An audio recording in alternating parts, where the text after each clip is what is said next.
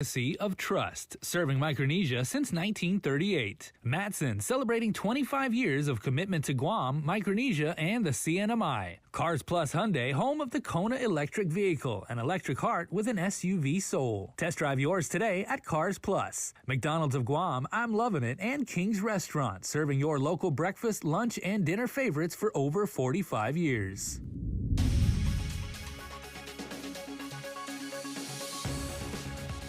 Ahead on Primetime, another heated exchange during yesterday's GVB board meeting. Nestor Lecanto has the story. Plus, the Guam Police Department holds a press conference providing more details on the arrest of a man for a 2019 rape of a female minor. And could CNMI Senate move to dismiss articles of impeachment? These stories and more right here on your news leader. Half a day and good evening, everyone. Welcome to Primetime. I'm Tyler Matanani. Glad you could join us. Is it another sign of a growing rift between GVB President Carl Gutierrez and the board? During a meeting Thursday, Gutierrez lashed out at one member who he believed was questioning management's push for more money for the Taiwan marketing budget. Nestor Lecanto has more. During the board meeting, President Gutierrez had lobbied for more spending flexibility for the Taiwan market. Management is seeking another $417,000 in marketing money on top of the $500,000 that's already approved. Some members questioned the return on investment, though, saying they didn't want to tie up money that might be better used on the two largest markets, Korea and Japan. Eventually, the request was approved, but just before adjournment, board member Akihiro Tani, the general manager of Fisheye Marine Park, who just joined the board in December, commented that going forward, he wanted more information before having to make such decisions. But President Gutierrez took exception to the fact that management wasn't asked for specifics when it came to the Korea or Japan marketing budget, leading to this exchange. Is this a political thing against Taiwan? No, it's not. Something that makes me think that it's a political thing against Taiwan. No, it's not. I'll be damned. No. It's because You don't know, but I do. I do. Okay. And I'm telling you, I do. That this is a political thing against Taiwan. I'm so sorry to make you feel that way. I don't feel that way. I know that way. Communication is not. Thank you very And much. you know, this is not going to end here. Believe me. It's not going to end here. Okay, let's move. Do I have a second to adjourn the meeting? Second. Thank you, Joe. Okay, meeting adjourned. The board members spent 2 hours earlier in the meeting in executive session to discuss an ethics commission review of conflict of interest among the board. This stems from criticism by Gutierrez at an earlier meeting that members who ran businesses in the tourism industry were conflicted when voting on issues that directly impact their particular industry niche. In fact, earlier in the meeting, several board members notably recused themselves from voting on the Taiwan marketing budget, saying they had potential business with Taiwan. They eventually did vote after council advised it was not a conflict. For KUAM News, I'm Nestor Lecanto. After 3 years, 39-year-old Jesse James has been arrested for allegedly raping a young girl in Dededo. KUAM's Hannah Devonzo reports. An anonymous tip provided through the Guam Crime Stoppers led to the arrest of Jesse James. In November of 2019, a 13-year-old girl was on her way home from Papa's store in Dededo when James allegedly grabbed her from behind, pulled her into the jungle, and sexually assaulted her. Chief of Police Stephen Ignacio. Female minor was able to fight her off or attack her, and she fled home. The incident was reported to the Guam Police Department immediately, whereby CID agents eventually assumed the investigation.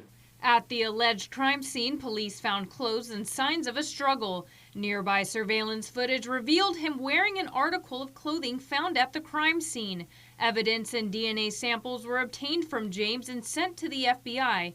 But according to Chief Ignacio, there was insufficient evidence to move forward with an arrest. As of last week, we were provided with the results of those analysis, in which the same suspect that was initially identified matched some of the evidence found at the scene.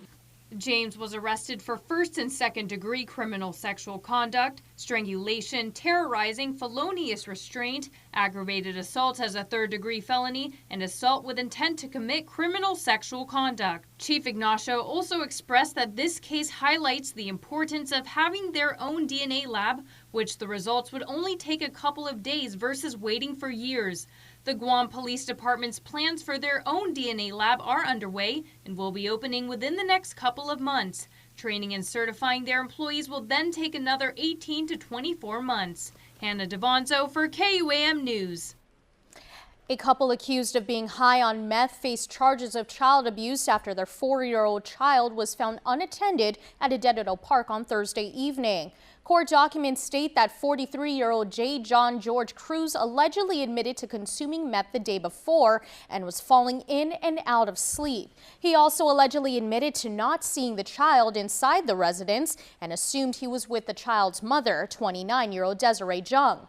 Jung allegedly admitted that she smoked meth at 10 a.m. that morning and remembered little about the day other than she was at Machechi Road at the time her child was missing.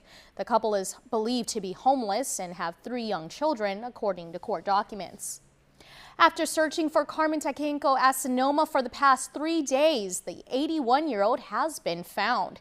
According to Guam Police Department spokesperson Officer Berlin Savella, Sonoma was located Thursday shortly before 6 p.m. by a resident of the Barcinas Ranch off Kineni Road in Malesu. She was conscious and responsive. GFD medics and officers provided Sonoma medical assessment, and she was transported to Guam Memorial Hospital Authority for further evaluation. As KUAM News reported, Sonoma, who has dementia, went missing Tuesday in Malesu.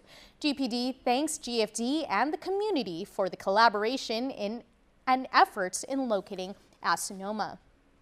Over in the NMI, a big political question will be answered next week. Will the Senate move to dismiss the articles of impeachment against Governor Ralph Torres? As regional correspondent Tomas Manglotnia reports, there are also calls for his resignation. Here are the latest details. Joint committees have... The NMI Senate on Tuesday at 10 a.m. will hear the motion to dismiss the articles of impeachment filed by Governor Ralph Torres' counsel. The outcome could very well be that the first ever impeachment trial in the Senate would come to an end before officially beginning. The Senate's rules say that the impeachment prosecutor can file an opposition to the motion within 7 days of the hearing. However, there will be no House prosecutor or even House impeachment record after failed negotiations by the House for more than one prosecutor, resulting in no prosecutor at all based on the rules. The Senate Trials Rule 19 says that if a majority of the Senate votes to grant all or any part of the motion, the dismissed article of impeachment shall be presented to the Senate for final verdict and judgment following the hearing on any remaining articles. In his memo to lawmakers on Thursday, Senator Hofschneider made it clear that the prosecutor won't be involved. He says that oral testimony for up to 5 minutes will be allowed during the hearing. Meanwhile, Senator Paul Manglotnia, who sparked a near fistfight during the adoption of the Senate's rules after walking out of session in protest a few months ago, is calling for the governor's resignation. In a statement to the press last night, he wrote, "The time has come for Governor Torres to step down." The senator says that if Governor Torres were a rank and file civil service employee, he would now be suspended without pay pending the outcome of his criminal proceedings. The governor not only faces a battle on the Hill, but also in court, where he's challenging a legislative subpoena and facing criminal charges filed by the Attorney General. Tomas Manglotnia for KUAM News. Resolution 291 was voted down by the legislature last night. The vote was strictly down party lines. Senators Mary Torres and Joe San Agustin were not present for voting. Instead of immediately terminating the public health emergency, the resolution was amended to ending it in June. Senator Clint Rigel questioned, then why are we here? Here's a portion of the drama before the vote. I'll tell you why I think we're here. I think we're here because this makes for great political theater. It's a great chance for everyone to get... Point of personal privilege, Madam Speaker. He's referring to the authors of this legislation, and I really take offense to that word, political, making this political. We're answering the call to the people that have come before us wanting this resolution. Madam Speaker, I'm not. Senator. Point of personal privilege, Senator Madam Speaker. Adjao, please proceed. Thank you. To be clear, I didn't even mention anyone's name, so I just said that's why we're here. So that's not, I don't see how that's personal privilege. I didn't make a personal attack on any sitting member. Into July 2nd or June 2nd because of the fact that it's just political theater and it's not an emergency. I said at the opening of the resolution, Madam Speaker, it's not an emergency to end the emergency, but it's an emergency to get transparency. It's an emergency to get the administration down here like we've been trying to do. It's an emergency for accountability. The resolution's main sponsor, Senator Chris Duenas, motioned to go into recess to allow for more time for the administration officials to provide the information that was requested during session. The motion failed. Meanwhile, Guadalupe and the Democratic Party welcomed the news. Both put out news releases Thursday night thanking the majority for rebuffing the Republican attempt to end the emergency. Acting Governor Josh Tenorio said he's thankful they'll be able to continue to utilize the services of the National Guard and have more supplemental funding for food stamps.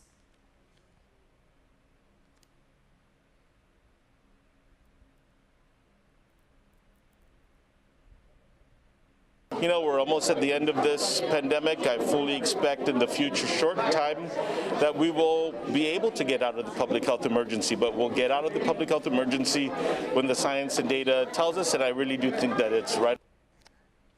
In her most recent executive order extending the public health emergency, Governor Leon Guerrero was highly critical of any bid to terminate it.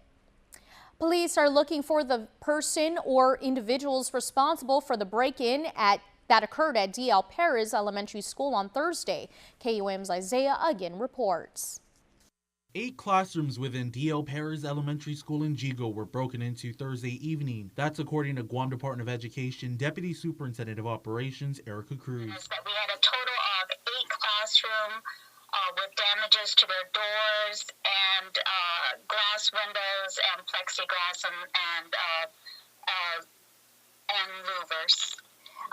There was forced entry made to the classroom. However, no entry was made into our main office. Cruz says a food vendor employee was told by school administrators to contact the Guam Police Department once he noticed the school's headquarters door was vandalized upon getting into work. We had our cafeteria manager report to work approximately at 6:50 a.m. and he found the side main office door damaged. Cruz shared a preliminary review of the break-in. Our preliminary assessment found that there was no GDOE equipment stolen, such as laptops, projectors, and whatnot. However, one personal speaker valued at about $200 belonging to a teacher was stolen from one of the classrooms. The home of the Fanihi does not have surveillance cameras on campus. According to Cruz, operations were not hampered due to students being on Easter break. Jigo Mayor Anthony or Tony Sanchez pleads for the community's help in identifying the individual or individuals who may have caused the damage. And if they know anybody that did this incident at the school, please report it to GPD. And it's just so sad that it happened on the Holy Week, the most precious time of the year, Holy Week. So, like I said, if you're reaching out to anybody in the community of Jigo, if they know any information, please report it to GPD. Cruz noted that GDOE is procuring necessary surveillance equipment such as cameras and security alarms to address the break-ins. Meanwhile, GPD spokesperson Officer Berlin Sevilla says the classrooms were processed and photographed. The case is open and an investigation is ongoing. Reporting for KUAM News, Guahusi Isaiah Uggan. If you have any information regarding the break-in, contact GPD Dispatch at 671-475-8615 through 7. Still to come on your news leader, details to the governor's Easter egg hunt. This and more coming up next. If you really want to find out what you're made of, you can forget the personality tests and social media quizzes. Because the only way you're ever going to know is by heading into the big, wild, raging, so damn beautiful it hurts world and finding out for yourself. Were you born to follow a path, or were you born free? These are the things we thought about when we made the new Grand Cherokee. Made for what you're made of.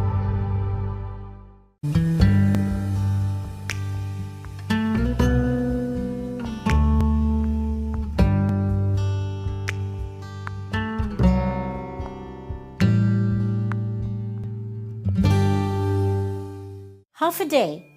Gas prices continue to rise and we are here to help. We have revised Programa Salapi to provide a $300 direct cash assistance payment to most households.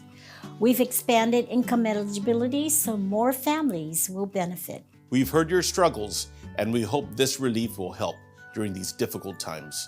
The Department of Administration will begin accepting applications on Tuesday, March 15th, 2022. For more information, visit doa.guam.gov.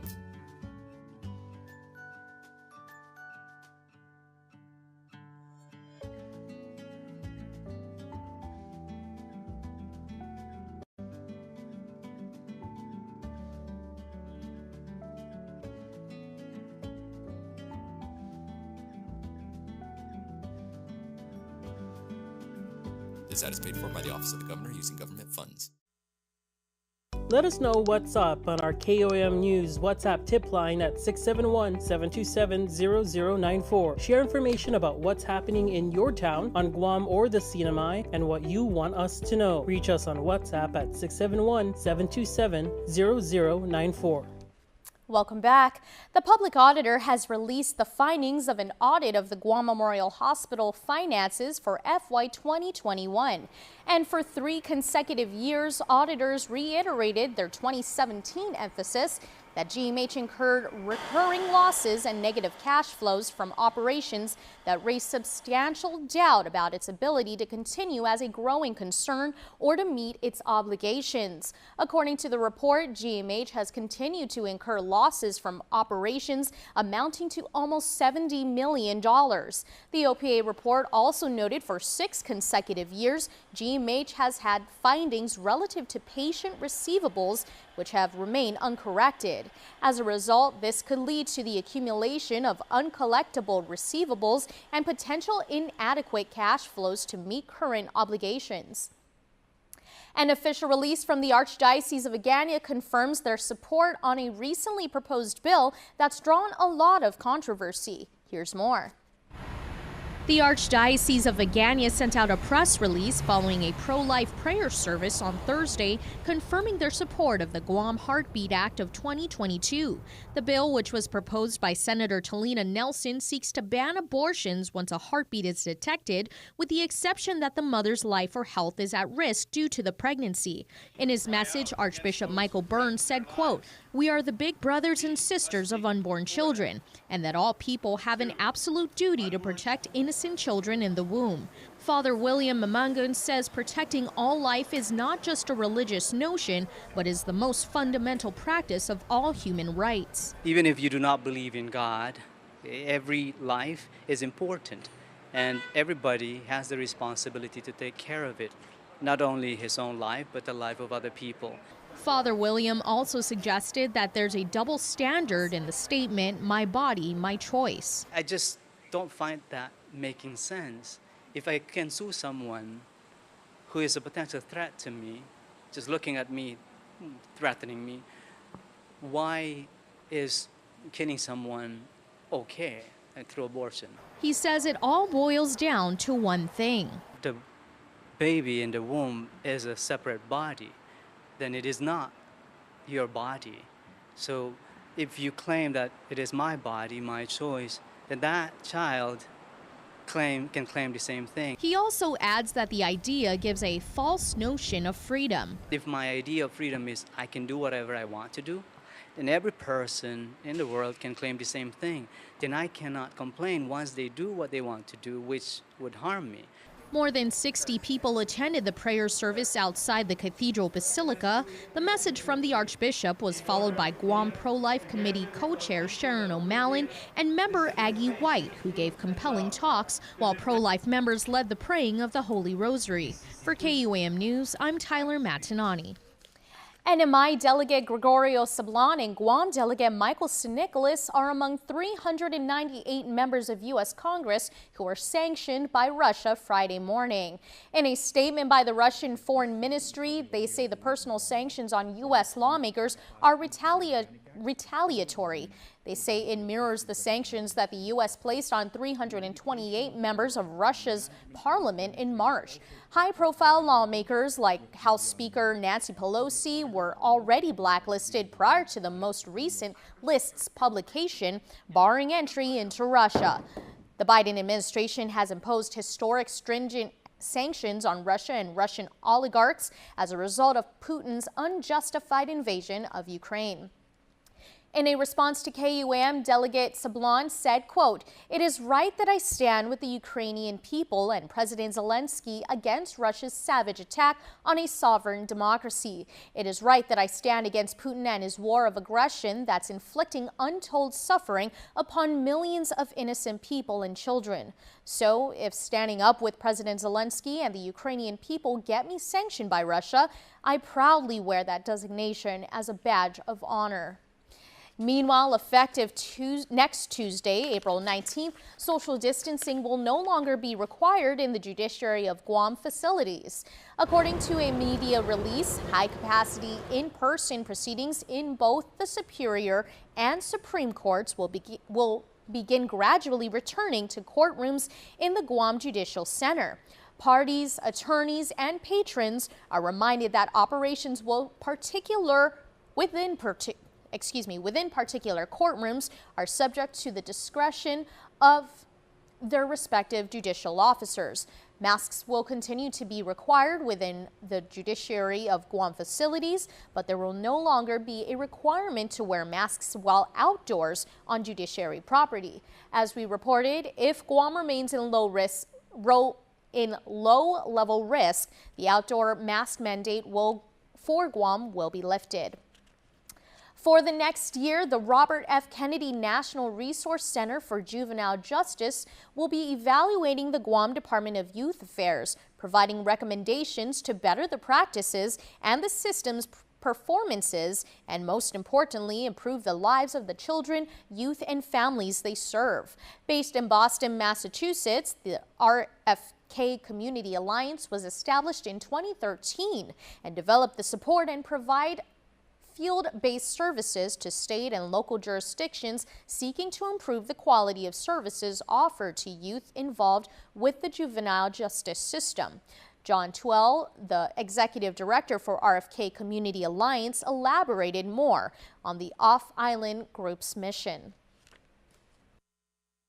We focus on juvenile justice system improvement, and we provide publication resources, training, technical assistance and consultation to state and local jurisdictions in the United States, including the territories.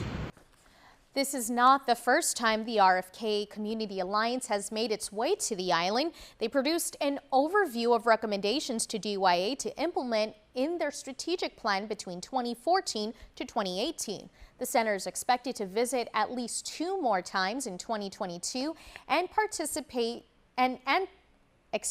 anticipates producing a report of findings and recommendations in the latter part of the year. For more information about RFK Community Alliance, visit their website at rfknrcjj.org or Twitter at RFKYouthJustice. The Easter Bunny is in town, and Guam families are invited to egg hunt this Saturday on Adaloop's front lawn. Governor Lou Leon Guerrero and Lieutenant Governor Josh Tenorio invites the community to participate in the governor's Easter egg hunt on Saturday, April 16 at 2 p.m. Egg hunts will be organized by age groups 0 through 3-year-olds, 4 to 6, 7 to 9, and 10 to 12. Prizes will be awarded to those who capture the golden egg, silver, and most eggs in each division. Participants must bring their own baskets. COVID-19 safety measures will be in place. Age 2-year-old and above must wear a mask. Next up, stay tuned. Dave Delgado with your roundup of local sports, and Joan Uggan-Charfus closes out her Green Leader series. Keep it here. You're watching KUAM.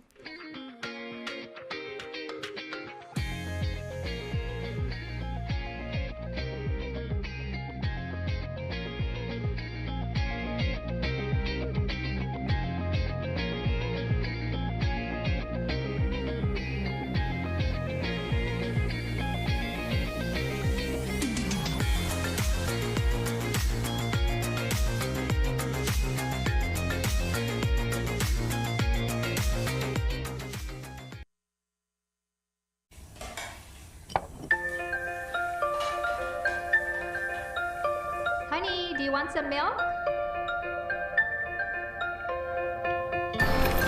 Do you ever wonder how your favorite products make their way into your local stores? Most arrive on state-of-the-art Matson vessels that transport containers of food, household items, equipment, and supplies into the islands every week.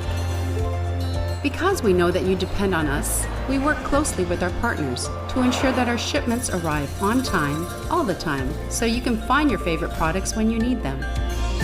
We transport the region's most precious cargo that supports successful businesses and promotes a better quality of life for our families. Matson is proud to have been the hometown shipping carrier for Guam, the CNMI, and Micronesia for the past 25 years, and you can count on us to be here for generations to come.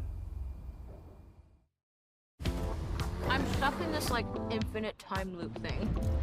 I'm reliving the same day over and over again. I get to do whatever I want. Plus, Taco Bell's nacho fries never leave the menu. She's violating the nacho fries limited timeline. Does that happen every day? Let's dip. Try her now! What's happening? Let's get spicy! Look out! KUAM Sports is brought to you by Docomo Pacific. Better together.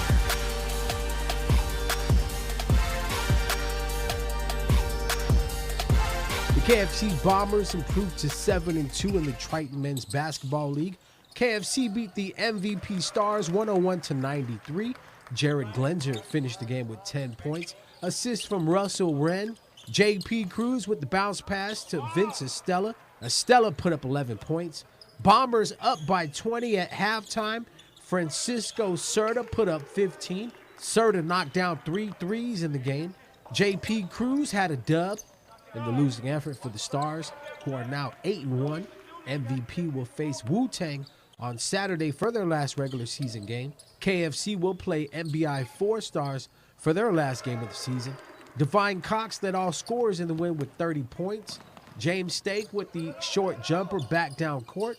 Stake with a big second quarter, putting up 8 points, but went scoreless in the fourth. The UOG Tritons picked up their first win of the season via forfeit. Special Olympics Guam is kicking off their 2022 Back to Play campaign with badminton on April 23rd at 1 in the afternoon. The Badminton Skills Challenge and Exhibition will be held at the Guam Badminton Sports Center. Thanks to the Guam National Badminton Federation for their efforts in bringing this event to play for our athletes, stated Special Olympics Guam President Frank Florig. Further, our many thanks to Mr. Rui Wang, proprietor of the Guam Badminton Sports Center, who pledged this facility to the Special Olympics Guam for use as a training and competition facility year-round.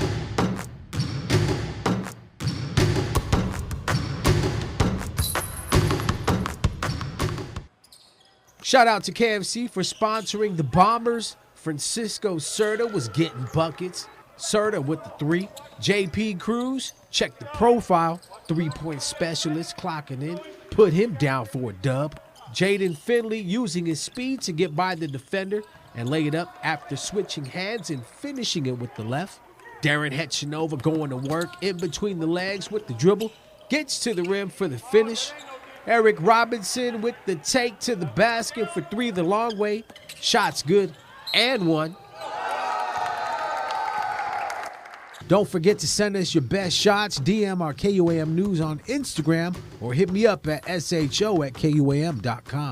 KUAM Sports is brought to you by Docomo Pacific. Better together.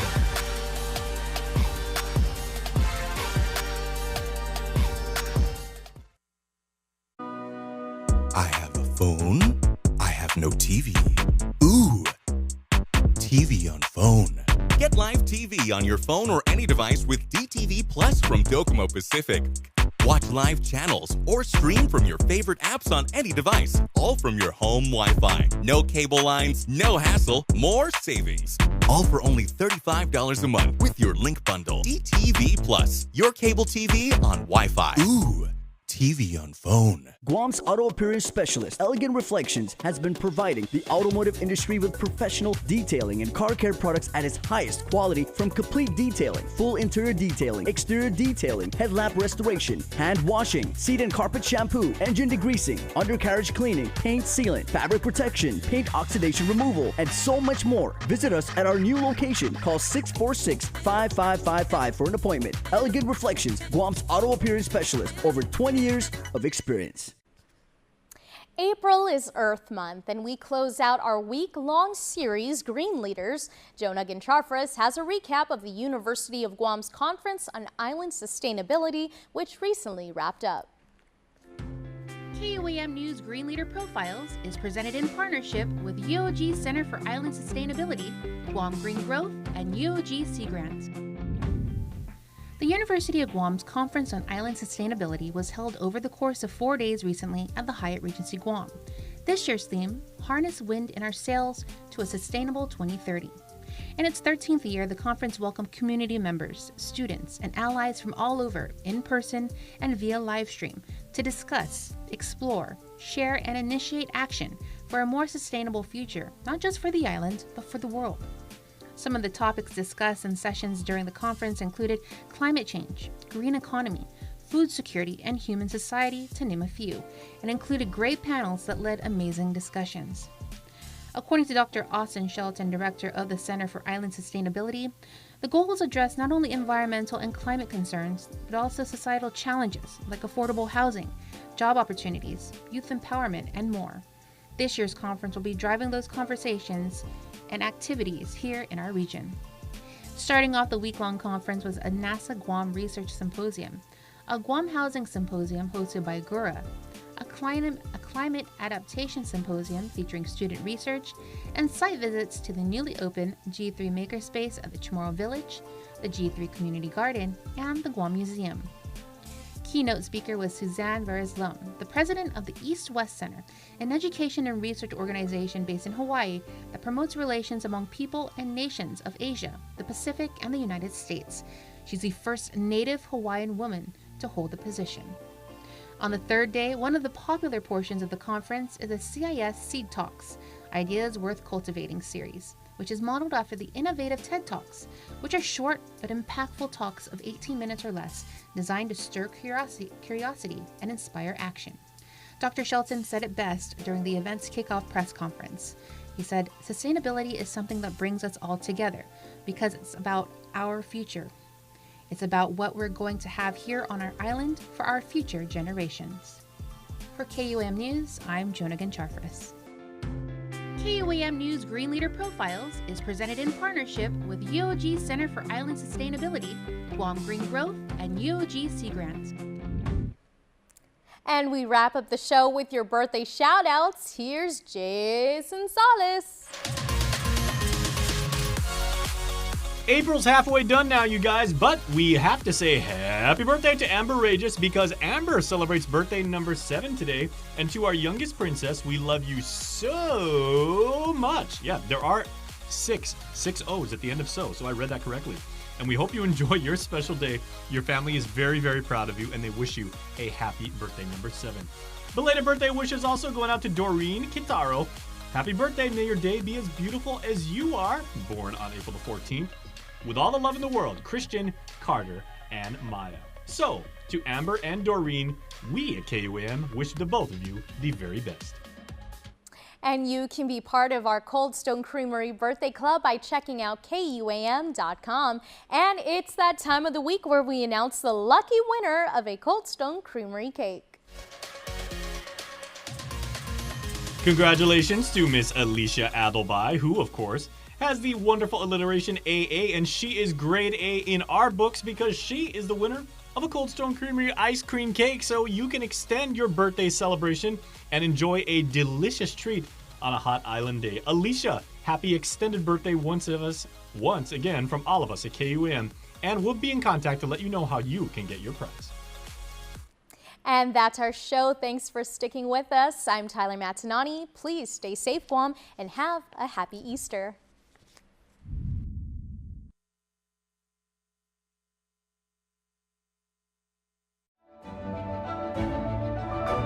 One Micronesia podcast is brought to you by Docomo Pacific.